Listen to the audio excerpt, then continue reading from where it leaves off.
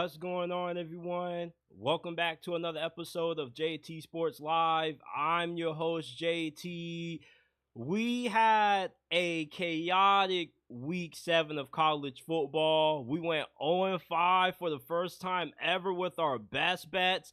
Tennessee was in an overtime thriller with the University of Florida.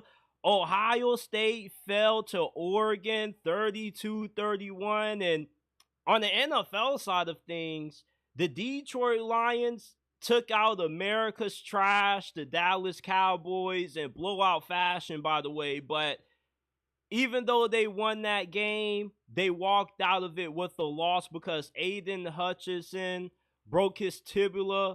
He's going to be out for the remainder of this season. And on this episode, I'm going to be giving you guys my biggest takeaways from week 7 of the college football season, how Aidan Hutchinson's season-ending injury impacts the Lions' Super Bowl hopes. We also got to dive into how the AP poll is disrespecting Miami, Drake May's debut, should Bryce Young start again for the Carolina Panthers, and 5 NFL teams right now that are in quarterback purgatory. Shout out to everybody that's tuned in wherever you're watching, YouTube, X. Do us a favor, smash that like button, subscribe to the channel, hit that bell icon so you don't miss when we drop new content. Shout out to Kate Roan with the $10 donation. She says, powerful JT Sports Live. So happy to catch the live stream again. So happy that you are on, watching, and we greatly appreciate your donation. Shout out to everybody that's tuned in wherever you're watching. Give us a 5-star review on Apple and Spotify. We're not just a YouTube channel. You can find this episode on Apple, Spotify, Amazon, wherever you get your podcast from. The JT Sports Podcast is available. Follow us on Instagram at JT Sports _ and on X at JT Sports __. You can submit your questions in the DMs. They will be answered when we do our mailbag episode. Without further ado, let's get into it. I want to give you guys my biggest takeaways from week 7 of the college football season. There was a lot that was going on this past week. Tennessee was able to squeak by Billy Napier and the Florida Gators at home in overtime, 23-17. And look, Tennessee's offense is in major trouble right now because their past 3 games offensively, they haven't looked as explosive as what they did when they were putting up 1 million points on Kent State and all those community colleges that they were playing. And they've yet to hit the 30-point threshold. And against Florida, I thought that would give Tennessee the proper opportunity to get back right.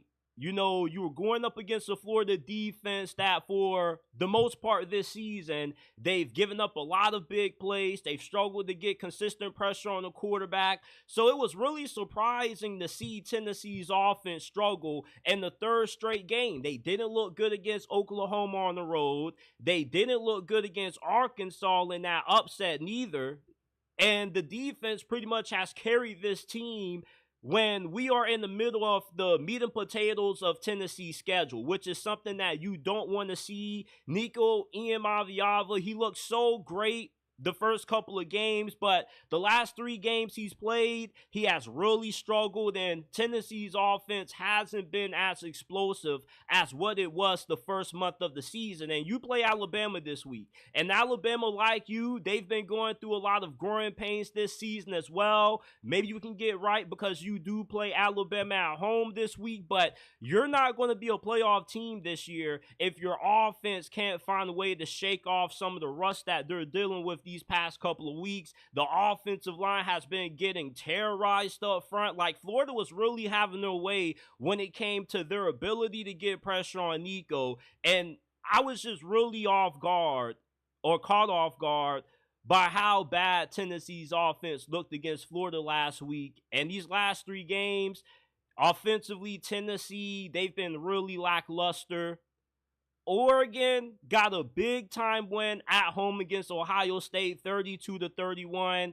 And when you look at the remainder of their schedule on the road against Purdue. You got Illinois at home, Michigan on the road, Maryland, Wisconsin, and UW to close out the season. It's pretty fair to say that Oregon right now runs the Big Ten. They probably are going to run the table. They're going to finish undefeated. They may be the only team in the FBS this year to have an unbeaten record in the regular season with how oversaturated the majority of these conferences are due to conference realignment. Looking back at that win against Ohio State, Oregon played their best game of the season. And going into that game, I was going with Ohio State because Oregon, they didn't look good against Idaho. They didn't look good against Boise State. And I know it was really early into the season. A fair share amount of teams had rust, and teams that looked dominant earlier are now starting to struggle over the last couple of weeks, like Alabama. But I really thought that Ohio State, with how good their coaching staff is, how good their roster is, they had the advantage over Oregon, and I was really wrong. That was a statement win for Dan Lanning. He now has showed that Oregon truly is more than just a paper contender. You know, Oregon for the last couple of years, you've looked at their roster in the offseason, and you've always told yourself that, yeah, they're capable of being able to win it all, but can they actually pull it off? And then they get into the regular season, and they aren't able to play up to that national championship level. Well, this season, with you knocking off Ohio State, it shows that not only are you the best team in this conference, but you have a strong argument that you can make for Oregon being the best team in college football. The Big Ten right now runs through Eugene. Ohio State has a date with Penn State in 2 weeks, and that game is probably going to determine who ends up playing Oregon in the Big Ten title game. A lot of folks out there strongly believe that we're going to see a rematch between Oregon and Ohio State in the Big Ten title, but I don't really know about that. Penn State, they got a really good squad this year. They got a great chance to beat Ohio State. They host them at home as well.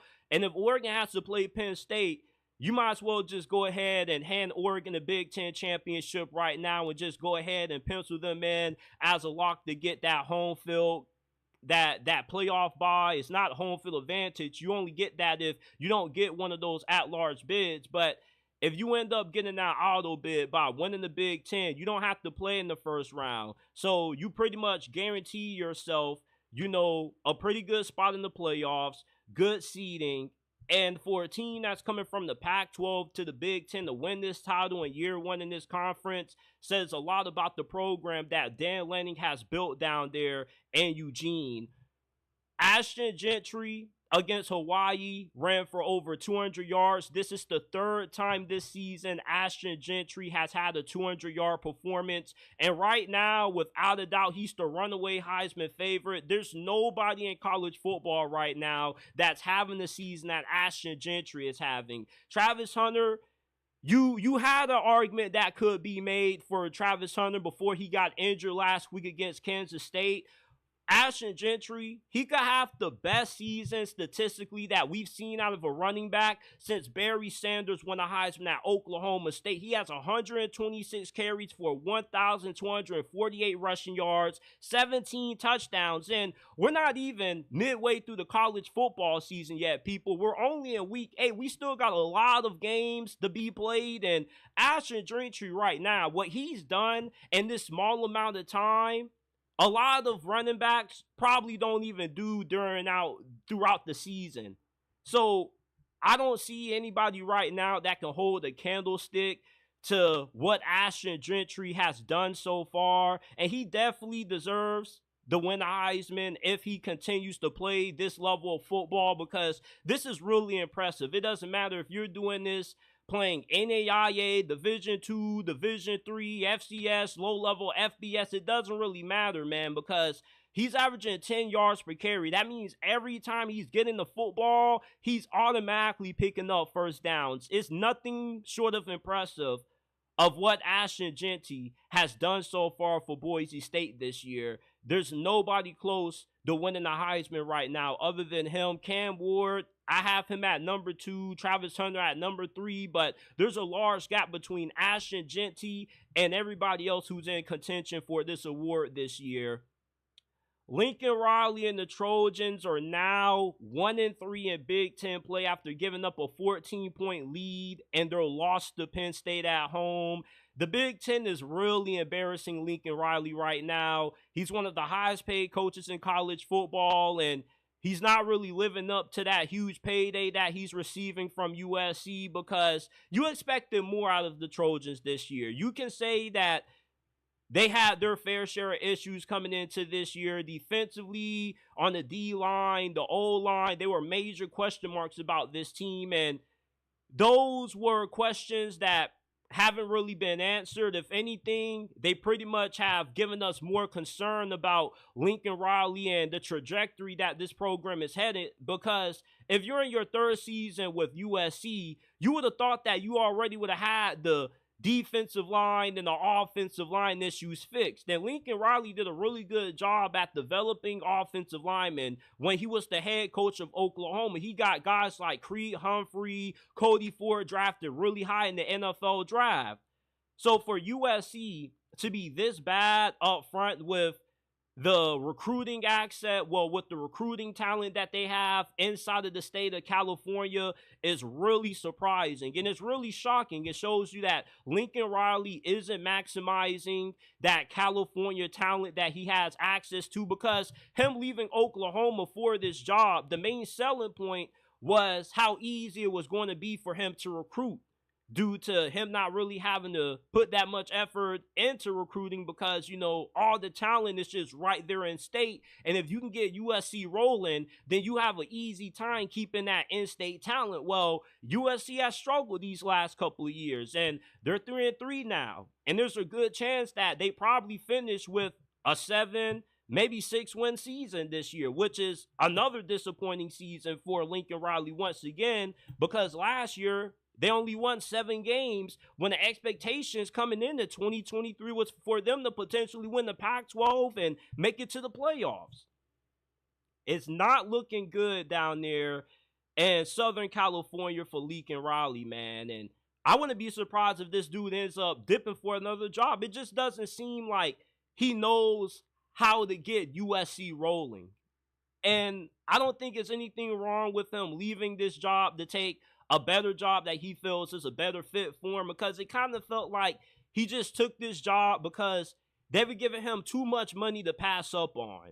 Over $100 million. Yeah, you'll be foolish to stay in Oklahoma when you're getting that much. So for Lincoln Riley right now, he definitely has to be on the hot seat. He won't get fired this season, but next year, if he doesn't start producing some big results and getting some big wins at USC, his days are probably going to be prolonged, or they won't be prolonged, because, it's one thing to lose to Michigan and Penn State.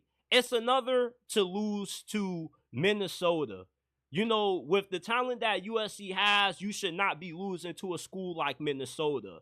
And it's just really embarrassing right now anytime I watch a USC game, because after they beat LSU, I was coming on here saying how all the haters were wrong about Lincoln Riley. And ever since that LSU win, the haters have been proven right. Ole Miss losing to LSU in overtime was the dagger to their playoff hopes. Okay, they already lost to Kentucky at home. Now you have your second loss against LSU, a game that you had to win to keep not only your playoff hopes alive, but your chances of being in the SEC championship alive. And both of those are now gone.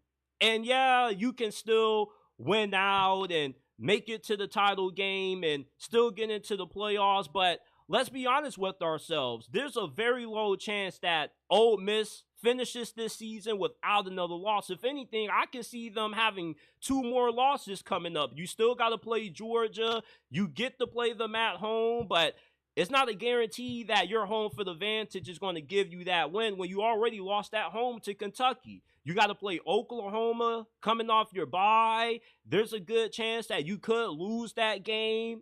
And there's not really a single game other than Mississippi State and Florida that I look at on Ole Miss schedule and I say, yeah, these are guaranteed wins. If anything, I feel more confident that they're going to lose one of these two next games that they have, either against Oklahoma or on the road against Arkansas, because Arkansas, they've more than shown that they're a capable team, and if you don't play your A game against them, especially on the road in Fayetteville, they're going to beat you like how they did Tennessee.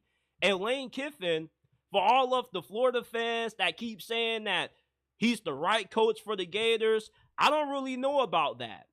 You know, you can say that this dude is getting held back at Ole Miss because he doesn't have the necessary talent to win, but there are guys like Kalen DeBoer, Mike Elko that have done way more with less than what Lane Kiffin has done at Ole Miss. You know, for Ole Miss right now, I just don't see them getting into the playoffs this year with how they looked against Ole Miss. I thought that defense was going to be really improved, and they played a pretty good game, but you get into overtime, you have to settle for a field goal, and then LSU gets the ball, first play in OT, they win it. You know, you just expect more out of your defense. You expect your defense to be able to hold up in that situation. And these are it for my college football week 7 takeaways. Leave your biggest takeaways from this past week down in the comment section down below. And let's keep moving on. Before we do, smash that like button, subscribe to the channel if you haven't already. Remember that you can find this episode wherever you get your podcast from: Apple, Spotify, Amazon. The JT Sports Podcast is available. Kate Roan in the comment section says, I can't believe they really beat Ohio State. I didn't see that coming at all. Thought Buckeyes were going to go undefeated. Me too. I'm stunned Riley's falling at USC. Lots of wacky and unpredictable stuff going on this season. Shout out to M Sparks. He says, sup JT, Pittsburgh Steelers for life. Hell of a football weekend. Absolutely. He says, how about them Pitt Panthers? How about them? One of the few undefeated teams remaining in college football.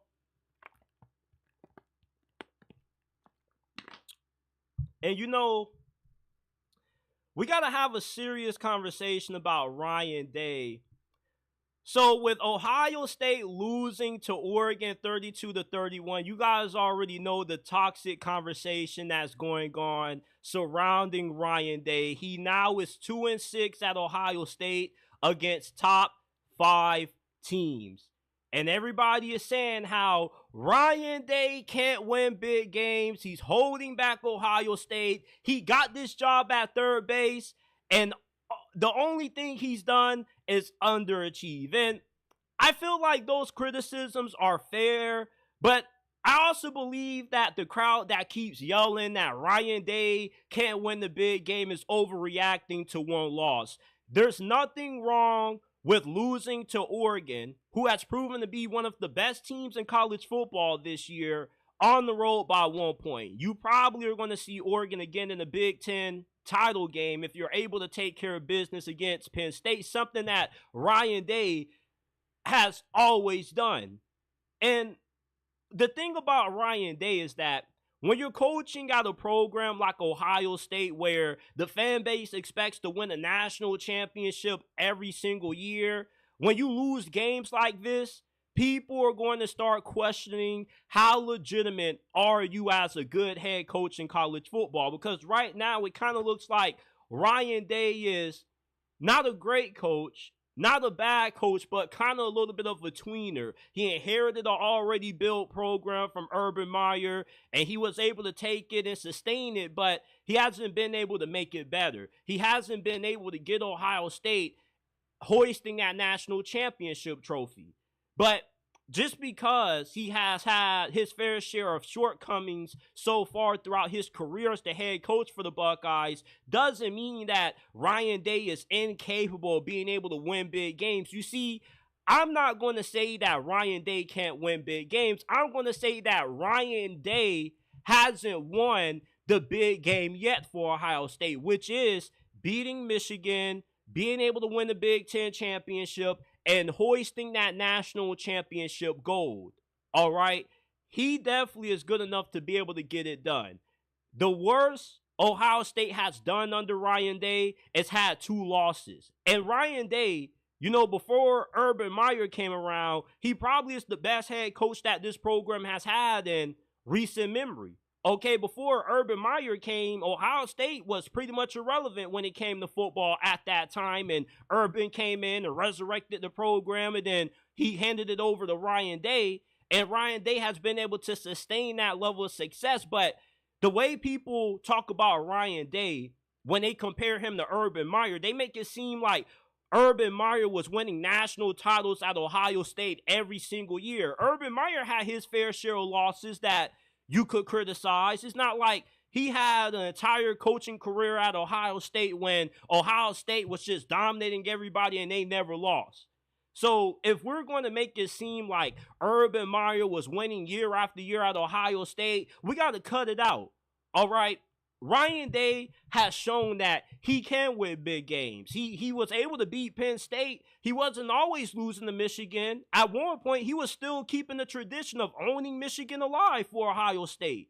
So I'm not going to come out and say that Ohio State can't win big games with Ryan Day being the head coach. They beat Notre Dame on the road last year. You know, they beat Clemson a few years ago to play Alabama in the national championship game.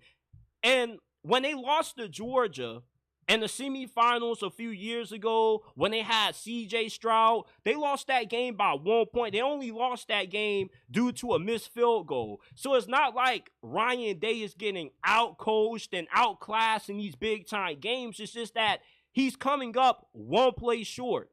Either it's a missed field goal or you have bad clock management the final seconds of the game, like what we saw with Will Howard not being able to get down in time enough for Ohio State to call that last timeout to set up them getting a potential game-winning field goal. But there still is a lot that Ryan Day has showed in his 7 years at Ohio State that he's more than able to get this program hoisting that championship trophy. And I just feel it's a lot of major overreactions out there that Ryan Day can't win big games when he's won big games in the past. He's won top 10 games. He's won top 25 games. Like, people just want to take this top 5 record or him against top 5 teams and use this 2-6 record when it's really misconstrued. Why not say his record against top 10 teams? Why not say his record against top 25 opponents? The reality of the situation is that Ryan Day has yet to get Ohio State to the level that Urban Meyer had it at one point when he won the national championship. That's the only thing off Ryan Day's bucket list that he hasn't been able to accomplish at Ohio State yet. But just because he hasn't done it yet doesn't mean that it's never going to happen. You only lost to Oregon by 1 point. That shows you that they were good enough to win that game. It's not like Oregon beat them 45-3. With the way people talk about Ryan Day after this game, they're making it seem like Ohio State got outclassed when that could be further from the truth. You know, like, that was a really well-played game. Both teams had their fair share of opportunities to win, and it's just that Ohio State couldn't get their field goal on the team in time enough to win that game. They just ran out of time. I don't really feel like Ohio State lost to Oregon. I feel like Ohio State just ran out of time to beat Oregon. That's how I look at it. But to say that Ryan Day can't win big games is a major overreaction, man. He's 2-6 against top 5 teams. He's pretty good against top 10 and top 25 opponents. He has owned James Franklin ever since he took over the reins at this job. You know, let's just chill out on these toxic narratives about Ryan Day. Okay, I'm not about to say that this dude is holding back this program when people were having similar conversations about Kirby Smart a few years ago. Remember when Georgia kept coming up short and people were saying how Kirby Smart can't beat Nick Saban? Kirby Smart is Mark Richt 2.0. You know, like, Ohio State is this close to winning a national championship. They could win the Natty any year over the next 4 or 5 seasons. It's not like it's the NFL and they got a championship window. If they don't win it now, they'll never be able to do so. Ohio State always has a great NIL back end. They got a lot of good resources out there so they can recruit some of the best high schoolers on the planet. They can get the best players in the transfer portal if they need them at certain positions. It's like Ohio State is eventually going to get over the hump at Ryan Day. They got way too much going on as far as resources, NIL, for him not to be able to get it done. If Oregon and Ohio State were to play today, I would take Ohio State to win that game. Not because I don't have respect for Oregon, but just because I can't see Oregon beating Ohio State twice when they barely beat them. They only beat them by 1 point.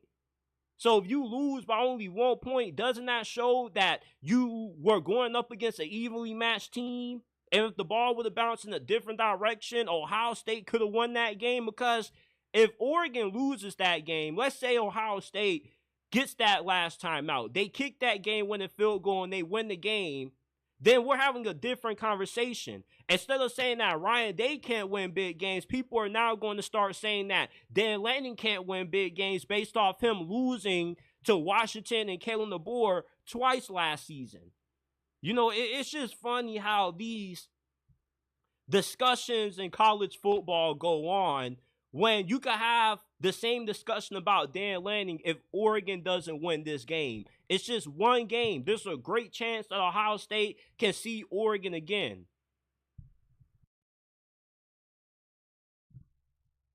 Let's move on. So, the AP poll, or the AP just released their new top 25 poll for week 7 of this week, and they disrespected Miami.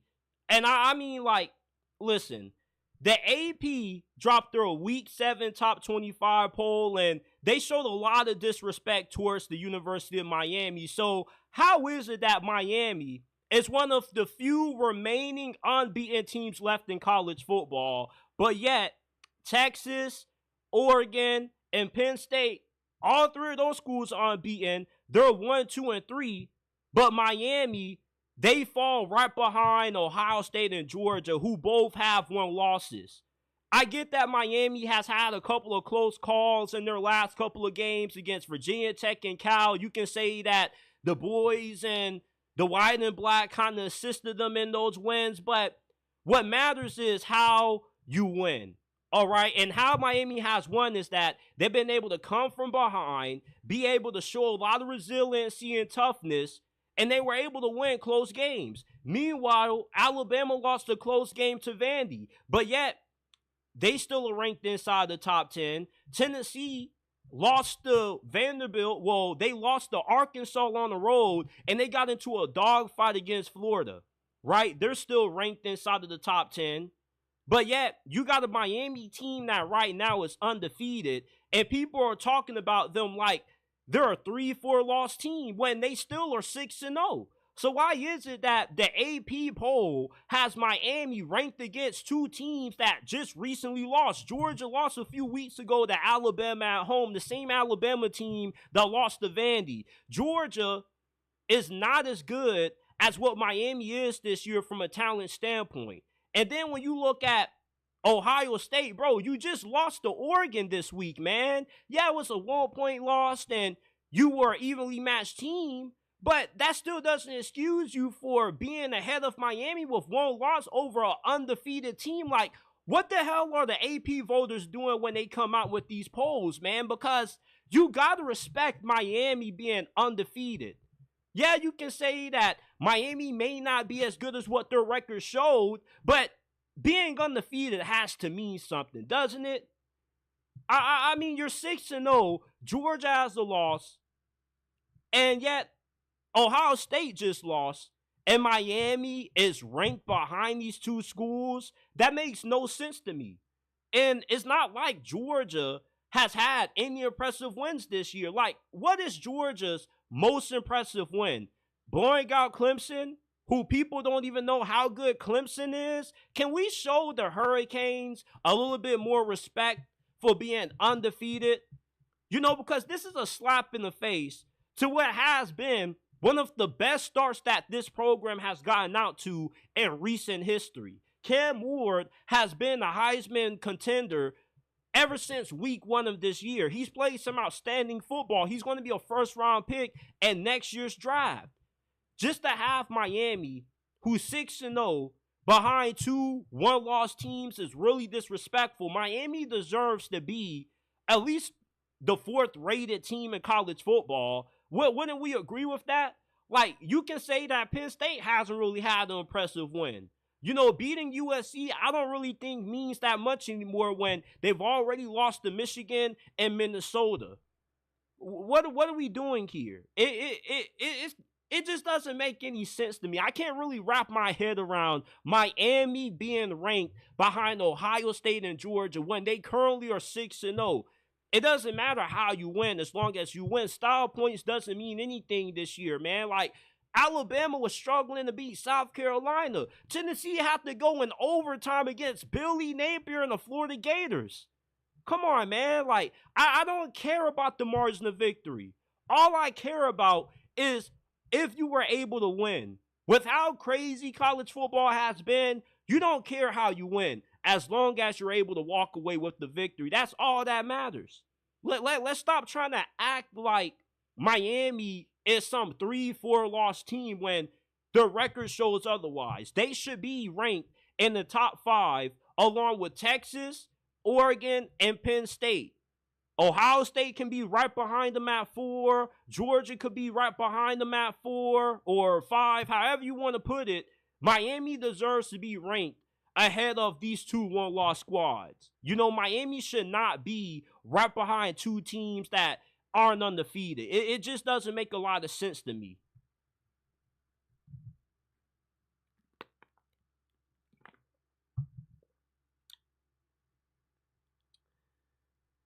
So, Aidan Hutchinson is out for the season with a broken tibia.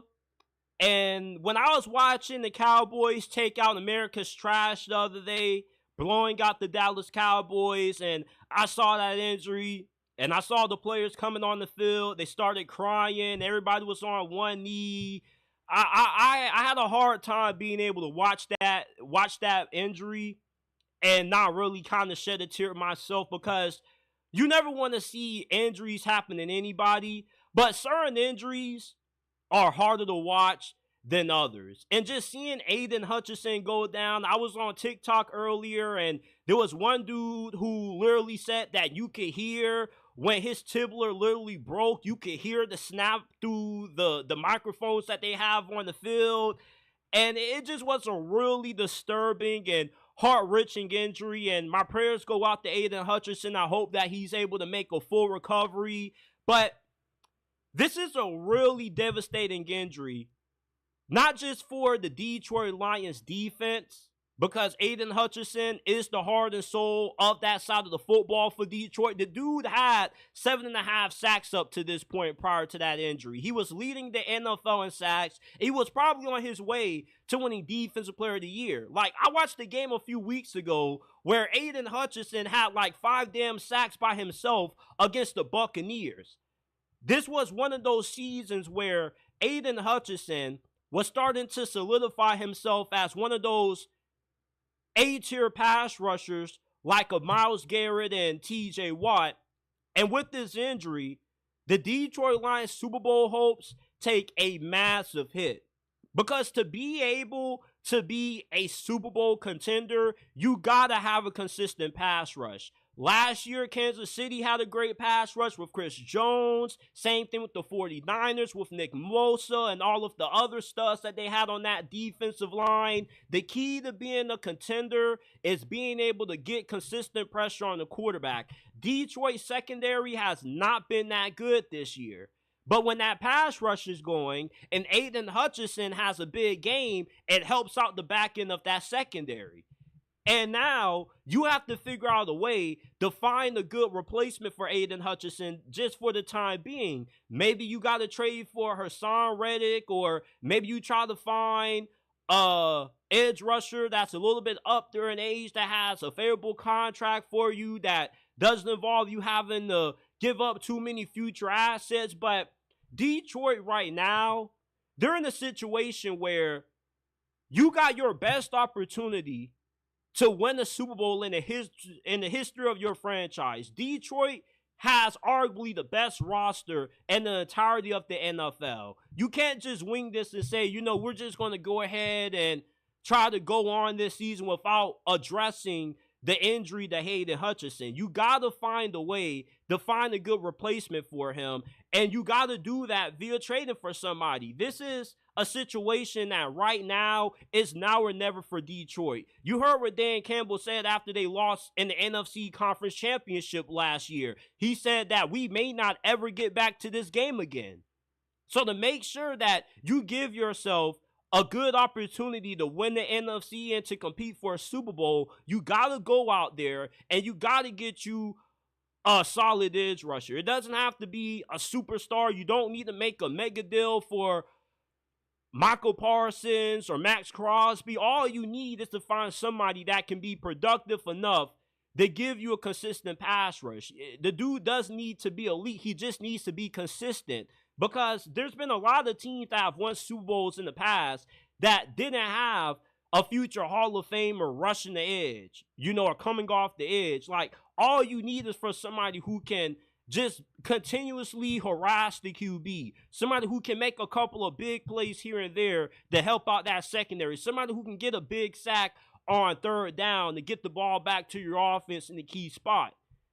Aidan Hutchinson going down now makes the Detroit Lions defense really vulnerable. Because when you watch Detroit play this year, anytime they've gone up against some of the better offenses in the league, like Seattle, they haven't really had great showings defensively, especially if that pass rush isn't going. So this Aidan Hutchinson injury, it drastically kind of shifts how the championship picture is turning out in the NFC, because right now with this injury, I love the Green Bay Packers' chances of winning the NFC over Detroit. If Detroit had Aidan Hutchinson, I would still be favoring the Lions, but losing a guy like Aidan Hutchinson, who was good enough to win Defensive Player of the Year, makes your Super Bowl chances greatly diminished, because this was somebody who was so good that he could impact the game for you, where he potentially could have won maybe 2 or 3 games for you just by how good he was himself. Against the Buccaneers, the dude was outstanding. Had 5 sacks by himself in that game. That's the kind of caliber of player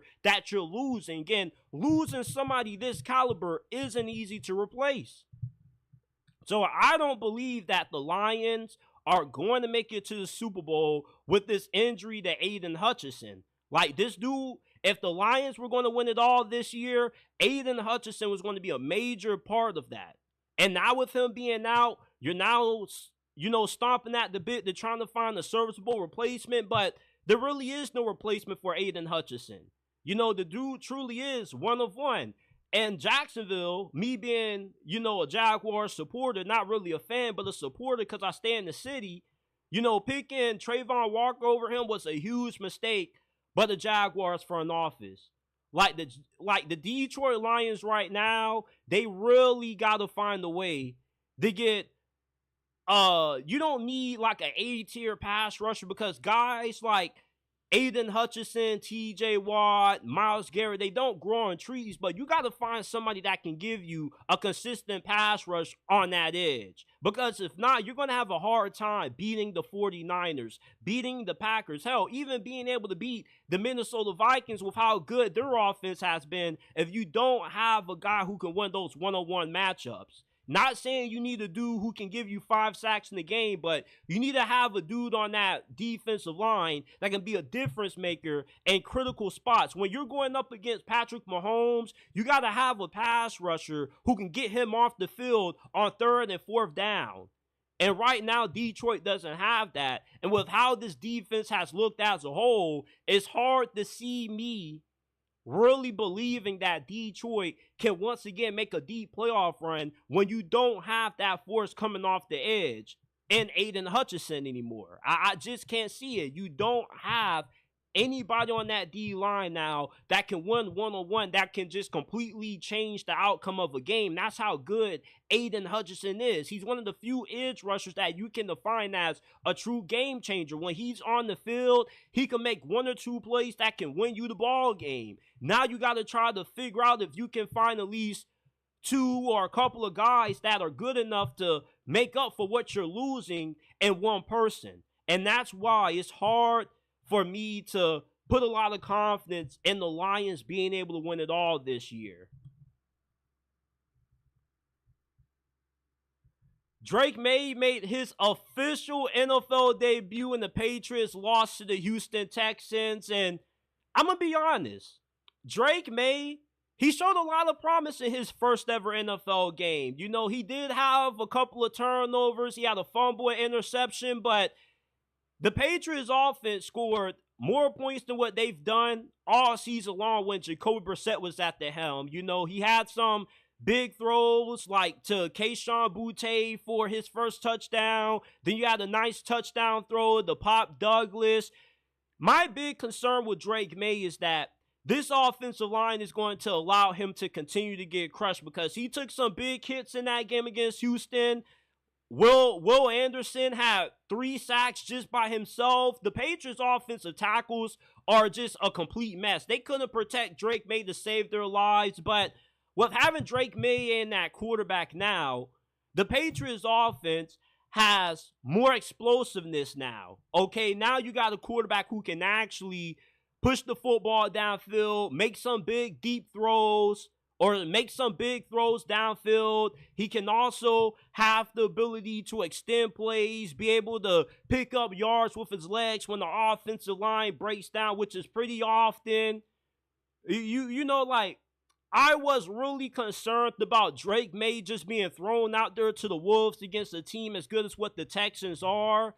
But you know, like, this probably was the best thing for Drake May. There's only so much that you're going to learn being on the bench, especially if you're learning from somebody like Jacoby Brissett. Eventually, you are going to have to throw this dude out there, and you're just hoping that the offensive line, you can figure out a solution for it moving forward, and that he doesn't get killed too badly behind that old line, that it kind of holds back his development. Because when you're playing behind a bad offensive line, it's easy to develop bad tendencies.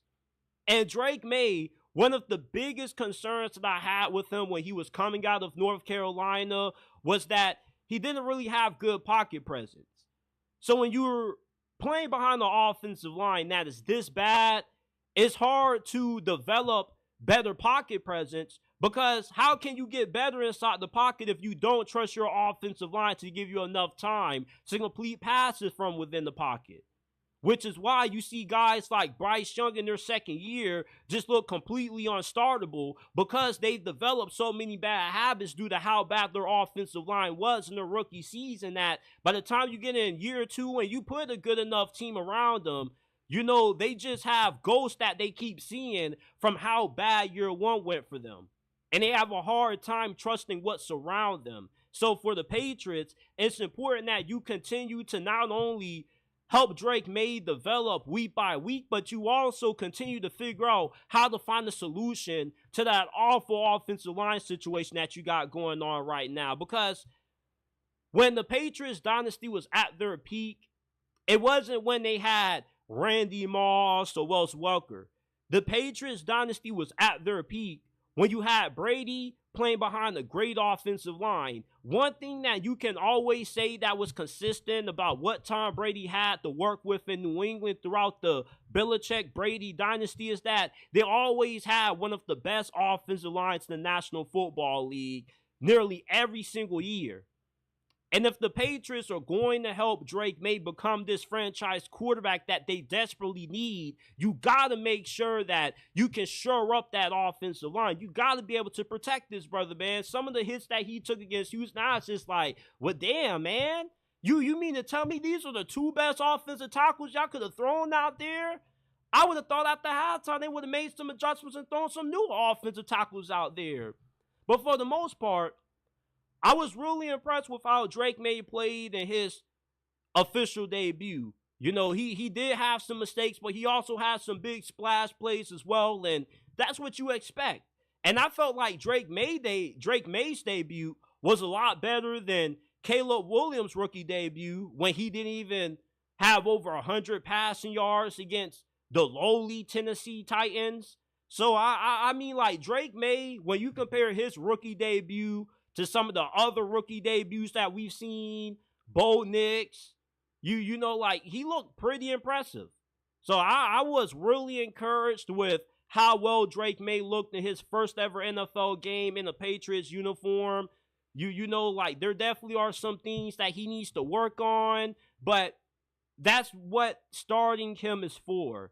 You know, his rookie season, you're not expecting to make it to the playoffs. You're not competing for anything. The rest of this season is nothing but development time for Drake May to get better. And then when you go into 2025, hopefully he takes a big step in improvement in his second season, and you give him a better supporting cast that you can put yourself in the position to not just make the playoffs, but to also compete for the division title with the Buffalo Bills, who have owned this division for the last couple of years.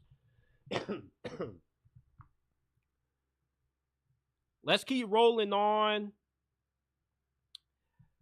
So the Carolina Panthers once again lost, this time to the Atlanta Falcons, and the final score wasn't really all that close, but despite losing, the Panthers are a way better team than what they were with Bryce Young starting.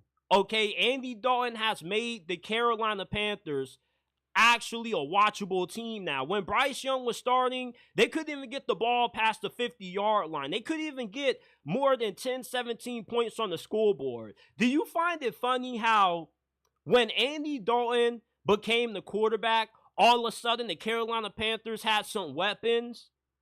Now, with the Carolina Panthers struggling, people want to say Andy Dalton's the problem. They need to go back to Bryce Young. I'm going to just be honest with all of you Bryce Young fans out there. Bryce Young should never touch a football ever again as the starting quarterback for the Carolina Panthers. He should be forbidden for ever being able to be named QB1 for this franchise. He needs to get traded. There's no reason to start Bryce Young ever again. Here's why.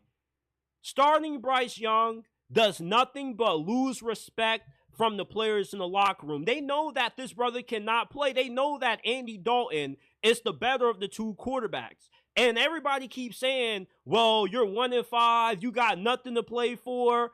That's what people in the media are saying. That's not how these players in the locker room view it. You see, a lot of y'all keep thinking what's best for the Panthers is starting Bryce Young so he can develop and turn into the player that they expected him to become when they gave up all those assets to move up to draft him. But you keep overlooking the locker room dynamic.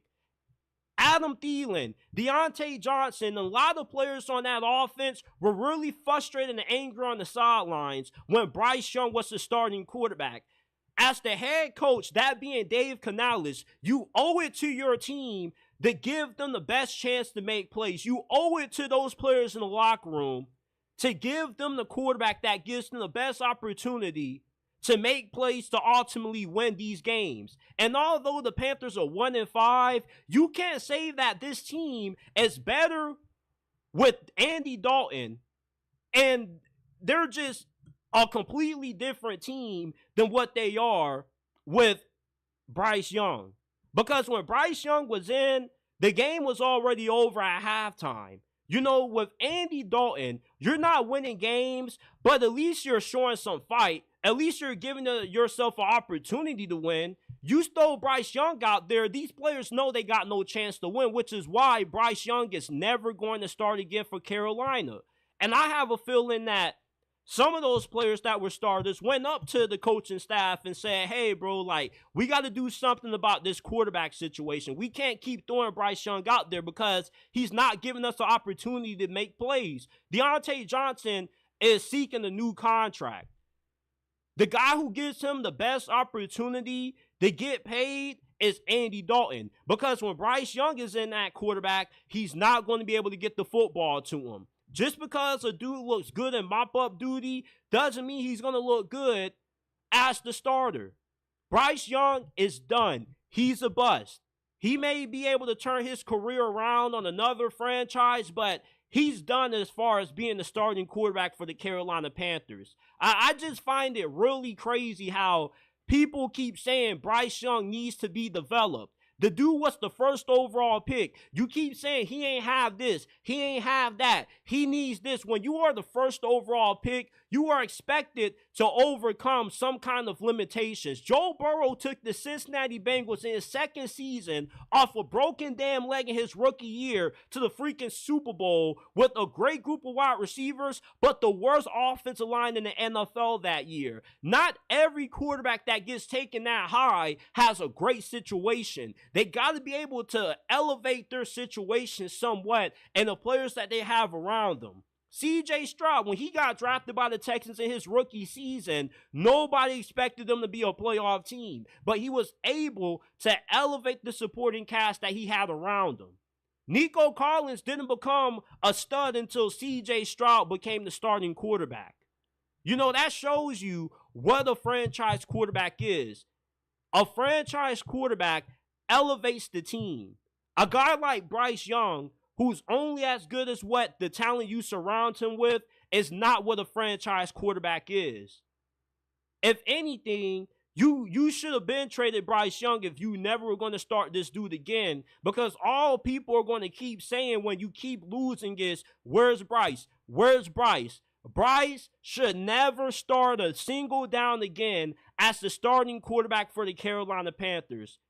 This team was unwatchable with him at quarterback. Some of y'all kind of have already forgotten how bad the first two games of this season were for the Panthers when Bryce Young was starting. Slaughtered by the New Orleans Saints. You got slaughtered the following week against the Los Angeles Chargers. The Carolina Panthers are already a tough watch as it is because they always are not really that good.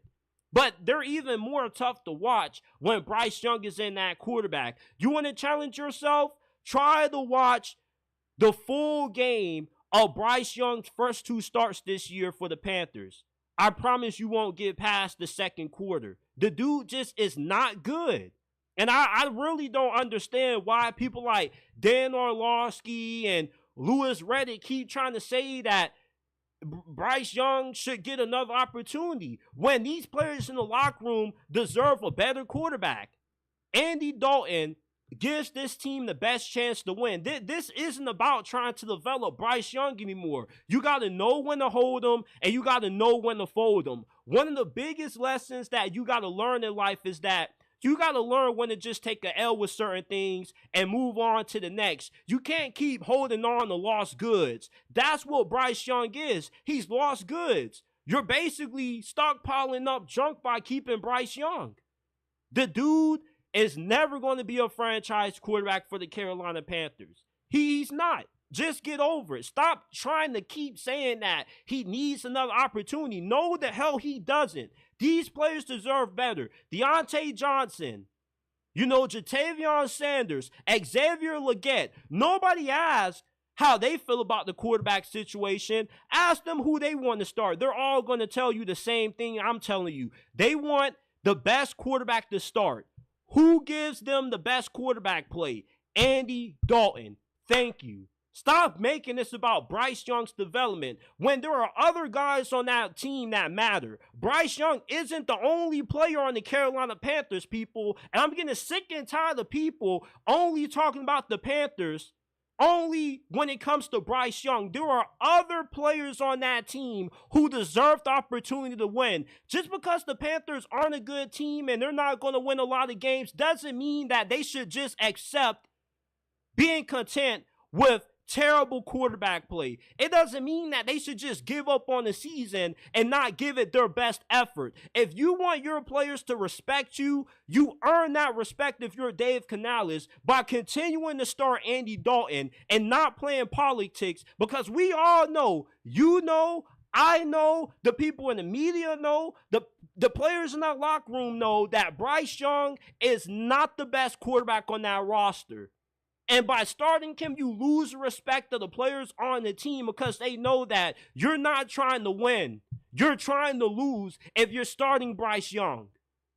You should do right by the players and do right by this organization, do right by this fan base, and continue to start Andy Dalton, because although the Panthers are losing, at least they're showing fight. I'd rather watch a Panthers game when they lose by 14 points than watch a Panthers game when they get blown out by 40. Come on now. These players, you got some players on that team who are about to retire after this season. You got some players that are playing right now that may not ever play in the NFL again after this year. The least you can do is give them an opportunity to compete. And you're not going to give those players an opportunity to compete and make plays by starting Bryce Young, because he's not going to give them the ability to, because the dude just is not cut out for the NFL. I've been the biggest defender of Bryce Young for so long, and now I'm just done with this dude. And I wish that a lot of people in the media would be done with this dude as well. Just because the Panthers aren't good this year doesn't mean that those players shouldn't get the right to have the quarterback on the field that gives them the best chance to get paid, hit their incentives. Like, there are other players on the NFL team, I promise to you, that don't play quarterback. People keep making the Panthers season all about Bryce Young. Bryce Young needs to be developed. The Panthers failed Bryce Young. We know the Panthers are a dysfunctional organization. You don't have to keep lecturing us about that. We understand that. But when you get taken that high, you have to be able to overcome dysfunction. Cam Newton was able to turn around the Panthers. Joe Burrow was able to turn around the Cincinnati Bengals, a franchise that was known as being frugal with money, not wanting to spend big money, not wanting to spend a lot of free agency. And you've seen how all that has changed ever since he became their QB1. That's what a franchise quarterback looks like. Bryce Young is not a franchise guy. And he may be able to turn his career around, but Bryce will never be as good as what C.J. Stroud is right now. At best, Bryce Young is going to be an average quarterback. This is not somebody who should be starting for the Panthers right now. Andy Dalton gives this team the best chance to win. You keep making the argument that, well, they're still losing with Andy Dalton, so you might as well throw Bryce Young in. No, you're losing with Andy Dalton. You're getting your ass kicked when you have Bryce Young at quarterback. That's the difference. You're losing by 14-10 points with Andy. You were getting absolutely obliterated with Bryce Young in. That's the difference. Andy Dalton gives you a chance. Bryce Young, you have no chance with him and that quarterback. I wish that you people would stop clamoring for Bryce Young to start again. This dude should never start again for the Panthers. Even though I'm not a fan of the Carolina Panthers, this situation reminds me a lot of the Kenny Pickett situation in Pittsburgh. You know, Kenny Pickett, I was never high on him. I never wanted him to get drafted by Pittsburgh in the first place, but he goes into his rookie season. He eventually ends up starting. He has a couple of moments where he flashes potential. He comes through in the fourth quarter, but there was really nothing out of Kenny Pickett's rookie season that jumped out the screen that made you go, oh yeah, he's the franchise quarterback. He's the dude who can help lead the Steelers to another Super Bowl. And then you get into a second season, the dude ends up getting injured, and then Mike Tomlin rolls with another quarterback, and people still keep clamoring for Kenny Pickett. Oh, well, Kenny Pickett should get an opportunity now that Matt Canada is gone. No, because the best quarterback on the team was Mason Rudolph. Just because you draft somebody first overall doesn't mean that you should keep giving them chances when they continue to show that they're not as good as what you thought they would be when you drafted them first overall or when you drafted them in the first round. This is a production-based business. It's not about potential anymore. You can keep saying, well, what happened to giving guys 3-4 years to develop? What happened to giving coaches 3-4 years to turn around a franchise? Now, these organizations only give you a year or two, and if you're not winning by midway through your second season, you're on the hot seat. You can't expect coaches who don't have a lot of time to turn around a franchise to expect the rookie quarterback to have a long leash with them. You only got a year and a half to prove yourself. And if you've ever played football, you would know that you don't need to see somebody play 2-3 games to realize that they're good and they're not good. If anything, it only takes you a few practices to find out the guys who can actually play and the guys who can't play. On any level, middle school, high school, college, NFL, if you are playing football at any level, you know how fast you can tell the guys who are ballers and the guys who are the bench warmers. So we just need to stop talking about Bryce Young as far as him being QB1 in Carolina, because it shouldn't happen anymore. Give it a break and move the F on. I'm tired of y'all bringing it up, and to be honest with you, I'm tired of talking about it. And this is my last time talking about it. I just wish you people would just put a knife in this already. Just put a knife in it. You can't watch the Carolina Panthers with Andy Dalton and Bryce Young and say that Andy Dalton doesn't give this team the best chance to win. You can't watch how bad Bryce Young played and show that, yeah, he deserves another opportunity. No, he doesn't. The dude sucked. He sucked water through a gardening hose. He was unwatchable. I don't want to watch any Panthers game when Bryce Young is starting at quarterback. I just don't. If I see Bryce Young starting for the Carolina Panthers again this season, I'm not watching the Carolina Panthers. And I'm pretty sure a lot of you Panthers fans feel the same way. Who wants to pay tickets to watch Bryce Young stink it up for 60 minutes? Who wants to pay tickets to watch Bryce Young allow the Panthers to get blown out by halftime? Come on now. Those players in the locker room deserve a quarterback who gives them a shot to win. And although they still may be losing by double digits, at least they're not getting blown out by halftime. At least you can somewhat be a competitive team with Andy Dalton. You can properly evaluate everybody else. Bryce Young was so bad that it made it hard to evaluate the guys you had on the offensive line because he was running in the sacks. It made it hard to evaluate how improved the receiving core was because Bryce Young couldn't hit an open receiver to save his life. I'm tired of talking about Bryce Young, and I wish you people would just stop talking about him. He's a bust. He's not good. He's garbage until otherwise. Give it a rest. Please. Can't believe people still keep saying, we got to see what Bryce Young has. We've seen what the brother had. He was garbage. How much time do you need? You have like 18, 19 games. It doesn't take that long to realize if a dude can play and if he can't play. The Panthers' best games on offense have been when Andy Dalton was the starting quarterback. Over these last 2 years, the Panthers have only scored 30 points in a game once out of 19 games when Bryce Young was the starter. Andy Dalton comes in. They automatically score 30 against the Las Vegas Raiders. Come on now. I'm done with Bryce Young. Give it up, please. The last thing I want to talk about before I get up on out of here. There are 5 NFL teams right now that currently are in quarterback purgatory.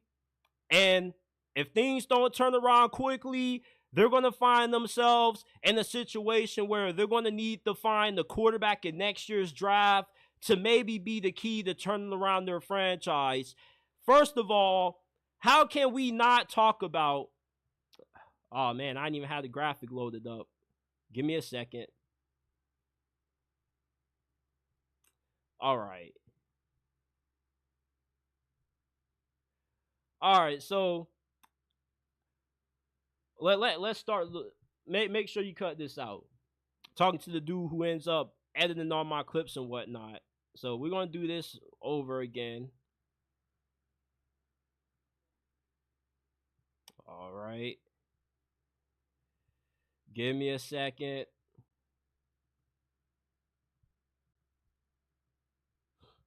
Give me a second.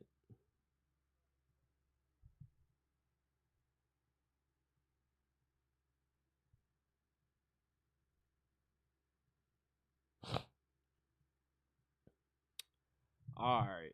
Okay, so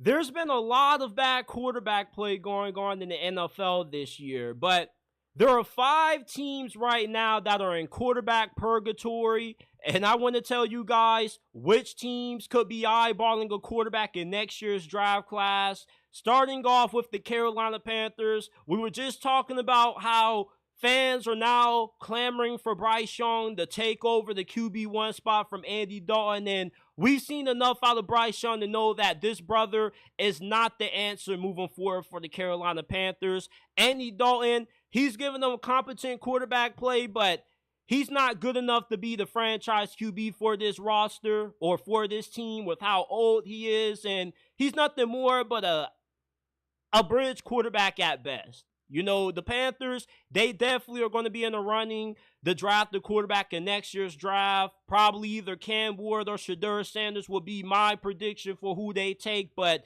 either way, they're in quarterback purgatory. They got to find a big-time upgrade in the offseason once this season concludes. The Tennessee Titans, the Will Levis experiment has been a giant disappointment. The brother does nothing but just give out free Christmas gifts every single week against any team he plays. You want to know something funny? I had a homeboy that picked the Tennessee Titans to beat the Green Bay Packers a few weeks ago. And I told him, why are you betting money on Will Levis? You know what he told me? He said, well, as long as Will Levis doesn't have any turnovers that turn into points, he'll be fine. And what do you know? Will Levis in that game against Green Bay, he throws a pick six to Jair Alexander. The Will Levis experiment has to end. Mason Rudolph isn't even any better than what Will Levis is. He may take better care of the football, but he doesn't really do too much for you to move the needle for the Titans offensively. You need a quarterback in next year's draft. Probably Shedeur Sanders will be my pick because, you know, Rand Carthon, it does seem like he would be a guy who would have a strong liking towards Shedeur. He wouldn't really care about the personality concerns that people have about him. And Brian Callahan, I don't think he's a bad head coach. I think he's a pretty good play caller. He just has a quarterback who just doesn't know how to take care of the football. Next up, I got the Cleveland Browns. Listen, the Cleveland Browns are the definition of what it means to be in quarterback purgatory because you got Deshaun Watson, who's been stinking up the joint every single game he started in as the quarterback for Cleveland. He's scamming your franchise for $230 million. You know, he has all of these sexual assault lawsuits going on off the field. So not only is he a bad quarterback, but he is a bad person as well, and it doesn't seem like he's that well liked by his teammates, contrary to, you know, how they tend to back him up in the media, because when you just see the way that those players talk to Deshaun and how they look at him in the huddle, it doesn't seem like there's a lot of mutual respect between the two parties. And plus, how can you like a guy that isn't giving you the best chance to make plays if you're Amari Cooper and Jerry Jeudy? And the reality of the situation is that Deshaun Watson is holding back the Cleveland Browns, and they refuse to bench him because the ownership wants to try to do everything they can to get their money's worth. When they gave him all that money and they traded the farm to get him, the Browns just need to cut their losses, probably do what the Denver Broncos did last year with Russell Wilson. Go ahead, cut him for a record dead cap hit and just move on, because at this point, you're not going forward. You're only going backwards. You went from being a 10-plus win team last year with Joe Flacco, making it to the postseason, to all of a sudden being one of the worst teams in the NFL because you continue to allow this tragedy at quarterback to play every single week for you underneath center. The Cleveland Browns, they're in quarterback hell right now. Purgatory for the Browns is an understatement. They are in quarterback hell. They are in the gulag when it comes to quarterback play. And even if you do end up putting yourself in a position where you could draft a quarterback next year or trade up for one, which are the top quarterbacks would realistically want to play for a franchise that historically quarterbacks go to die? You know, the Browns right now, they got the worst quarterback situation in the entirety of the NFL. Because, I mean, like, as bad as what Daniel Jones and Will Levis are, at least you're not financially handicapped to those guys to where you have no choice but to start them, regardless of how bad they may be. The Las Vegas Raiders, their quarterback situation isn't as bad as what the Browns is, but they're not too far off. Yeah, they're not paying anybody $230 fully guaranteed, but I mean, Aidan O'Connell and Gardner Minshew, they simply aren't it. You already benched Gardner Minshew, and you replaced him with Aidan O'Connell, and AOC didn't look that good against Pittsburgh. You're probably going to go back to Gardner Minshew within the next couple of weeks, and Antonio Pierce already knew that going into this year what he was getting himself into.